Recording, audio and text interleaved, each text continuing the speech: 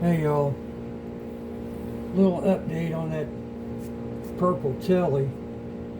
Um, I usually wet sand after the ninth coat, and to be honest, I didn't this one. I don't think it needs it. I hit it with 7,000 and 10,000 dry sand, and I have since put 10, 11, and 12 coats on it now, and I'm going to see what that looks like after it dries, depending on whether I wet sand or not. It doesn't look like I'm really going to have to. And it's the first time this has ever happened to me. I've always had to wet sand. But, and also, I've been trying to get some of these necks ready around here to go on these guitars. So sharp fret ends, get them leveled, crowned, cleaned, and all that. This is the neck for that Jaguar. And I haven't been showing you guys any of that because I think you've already seen, you know, fret ends and polish and all that. But I got to thinking, you've never seen me level or crown them, I don't think.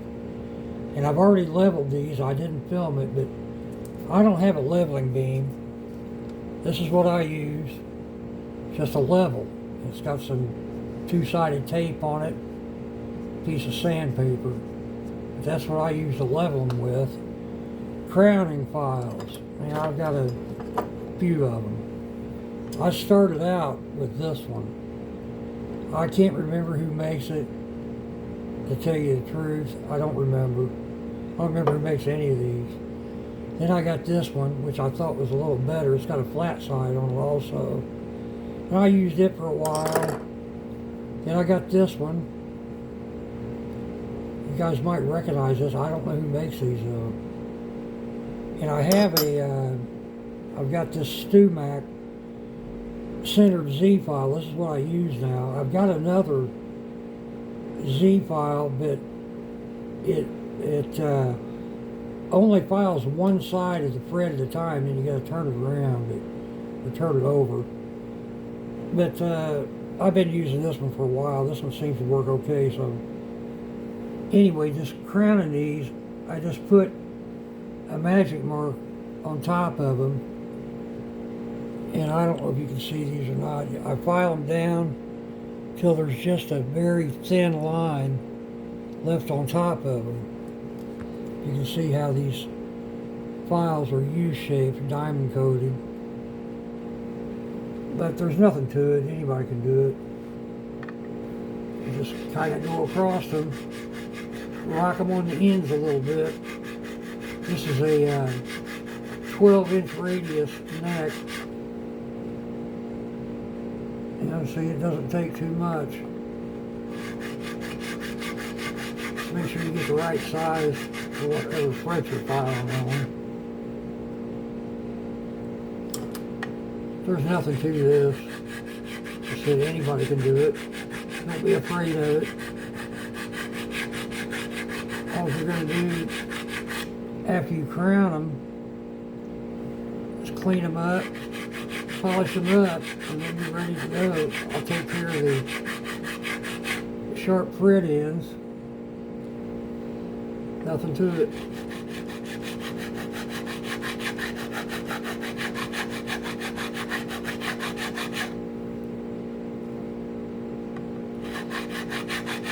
By leaving that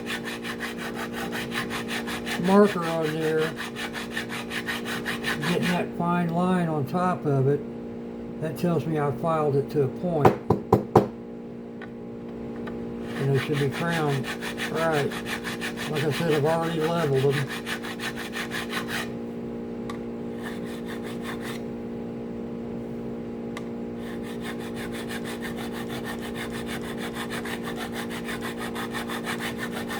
I had a problem with this neck. Ted would appreciate this. Let me see if I can find it. This Jaguar guitar kit, I never did tell you guys, is made by guitarkit.com. Pango, I think.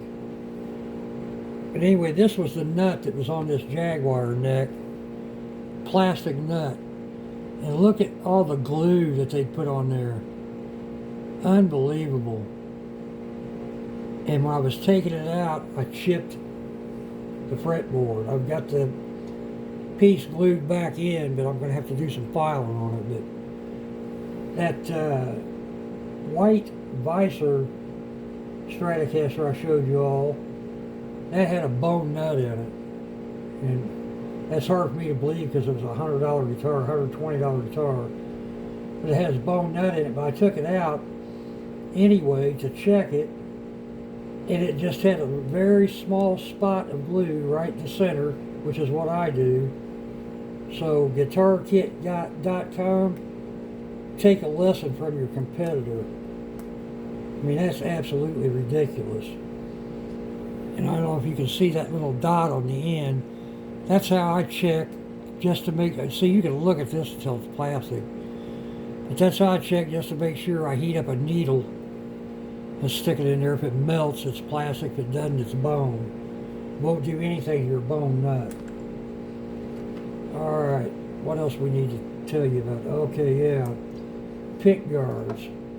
I had originally got this pickguard for that purple telly, and I laid it on there.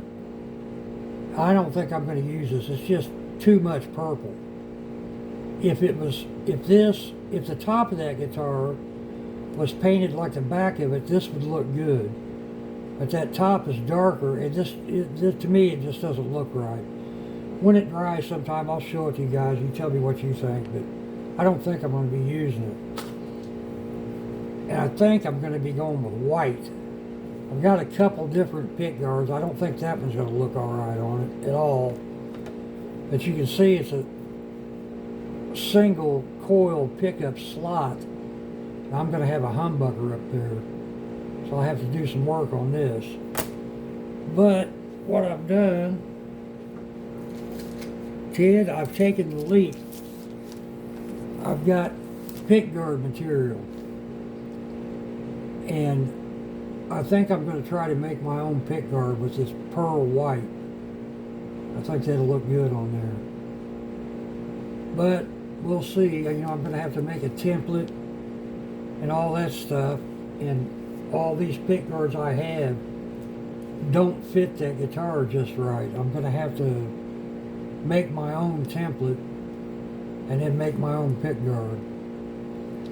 So wish me luck. I've never made a pickguard. I'm going to try.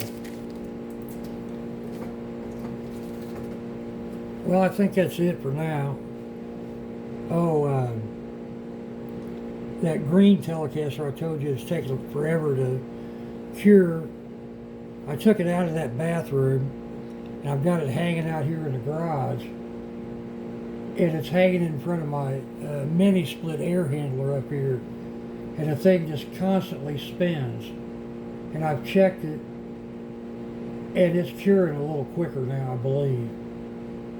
So from now on, as long as I'm not doing any sanding out here or anything, that's where I'll hang them, in front of this air handler. Alright, y'all, that's it for today. I'll get back with you on that purple Telecaster when I start to buff the finish out. I'll show you how I do that. Alright, y'all, take care.